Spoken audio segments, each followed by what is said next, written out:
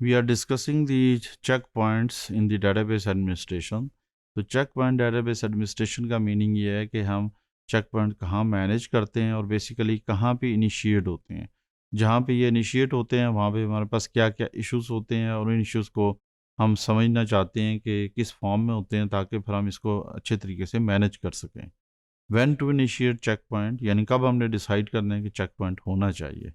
Check point process क्या होता है, उसको किस तरह मैनेज करते हैं, threads in checkpoint types क्या होते हैं, टेबल स्पेस और डाटा फाइल्स का रोल क्या है चेक पॉइंट्स में, इंक्रीमेंटल चेक पॉइंट्स के टाइप्स क्या हैं और इसी तरीके से प्रोसेसर्स और डाटाबेस फाइल्स का चेक पॉइंट्स के साथ रिलेशन क्या है। When to initiate checkpoints का मीनिंग है कि checkpoint basically is denoted by CKPT. Is a short name normally we use in various discussions, is responsible for writing checkpoints to the data file header and control file. इसका मतलब है control file और data files दो ऐसी files हैं जो कि actively perform करती हैं चेक पॉइंट प्रोसेस में। तो चेक पॉइंट प्रोसेस के लिए इन दो का अवेलेबल होना ज़रूरी है। जिस तरीके से हम कहते हैं कि हम अपनी डाटाबेस को नो माउंट स्टेज पे ले जाते हैं, इसका मतलब ये है कि कंट्रोल फाइल से हमारा एक्सेस नहीं रहता।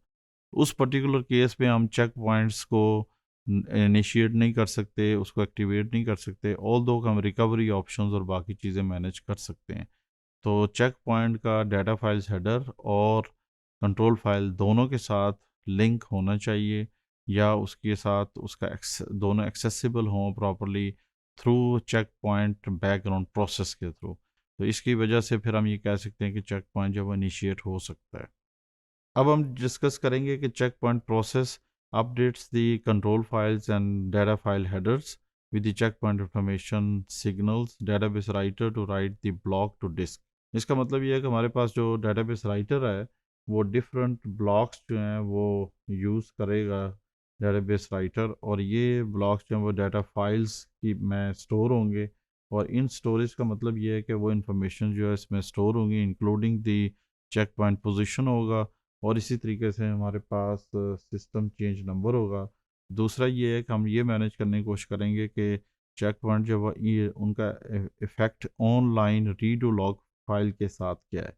इसका मीनिंग ये है कि बिगिन रिकवरी के लिए ज़रूरी है कि रीडू लॉग फाइल्स मैनेज होनी चाहिए, और ये मैनेज का मतलब ये है कि हमारे पास जो बफर कैशे इंफॉर्मेशन है उसके लिए चेक पॉइंट एक ही टाइम पे हेडर में उस इंफॉर्मेशन को मैनेज करेगा विद SCN, और फिर कंट्रोल फाइल्स अवेलेबल होंगी जहाँ से वो डिफरेंट अदर इंफॉर्मेशन या डेटाबेस की जो इंफॉर्मेशन है वो मैनेज करेगा।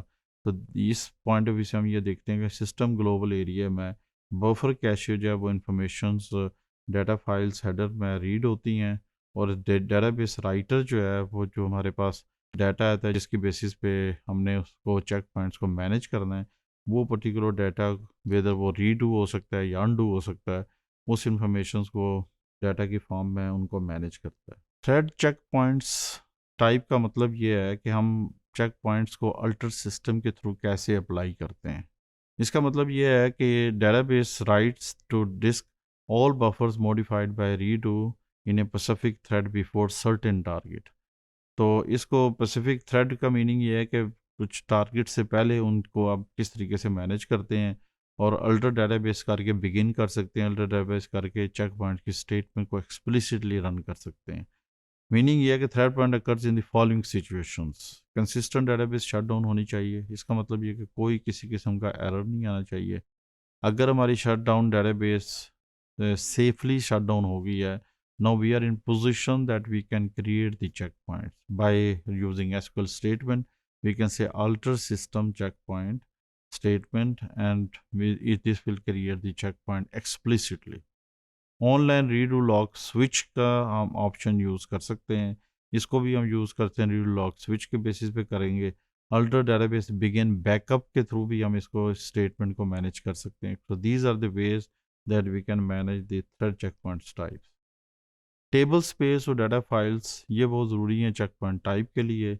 इसका मतलब है कि table space read only, take it off होनी चाहिए, नॉर्मल श्रिंकिंग डाटा फाइल और एग्जीक्यूटिंग फॉर्म में मैनेज हो, तो तब हम एक चेक पॉइंट्स को क्रिएट कर सकते हैं। तो मीनिंग इसका ये है कि the database writes to disk all buffer modified by redo buffer in a specific target. A table space checkpoint is a set of data file checkpoint, one of for each data file in the table space. तो इसका मतलब ये है कि table space और data files दोनों एक ख़ास लेवल पे आपके पास हों तो तब हम एक चेक पॉइंट्स को मैनेज कर सकते हैं।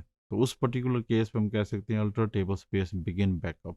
इसका मीनिंग ये है कि टेबल स्पेस और डाटा फाइल्स और कंट्रोल फाइल्स ये तीन चीज़ें जो हैं, ऑल्दो के read log files are very important, कि उसकी बेसिस पे हम एक चेक पॉइंट्स को वो इनिशिएट कर सकते हैं।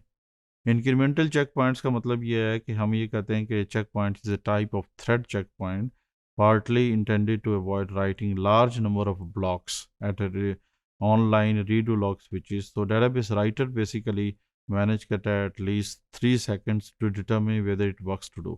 तो 3 सेकंड में database writer इसको मैनेज करने की कोशिश करता है कि चेक पॉइंट जो वो पॉसिबल है या नहीं, तो उसको वो बार बार इंक्रीमेंटल फॉर्म में मैनेज करता है।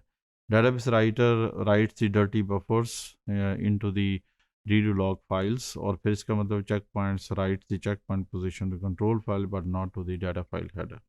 अब हम जो डिस्कशन करने जा रहे हैं, हमारे पास इंस्टेंस है और इस इंस्टेंस में सिस्टम ग्लोबल एरिया की इंफॉर्मेशन रखी हुई है। चेक पॉइंट प्रोसेसर हमारे पास दो पोर्शंस को एक्टिवली मैनेज करता है। डाटा फाइल हेडर्स में इंफॉर्मेशन को सेव करता है और डाटा फाइल्स में in the form through table spaces इन इस प्रोसेस को एक्टिवेट करता है, और इसके बेसिस पे चेक पॉइंट प्रोसेस जो है मैनेज होता है और interaction with database and control file successfully manage होती है। ऑल्दो कि डीबी राइटर जो है वो डाटा को एक्टिवेट ज़रूर करता है और डाटा फाइल्स में इंफॉर्मेशंस बफर कैशे के थ्रू उन इंफॉर्मेशंस को अपडेट करता है और बफर कैशे के थ्रू जो है हेडर ऑफ डाटा फाइल्स को अपडेट किया जाता है।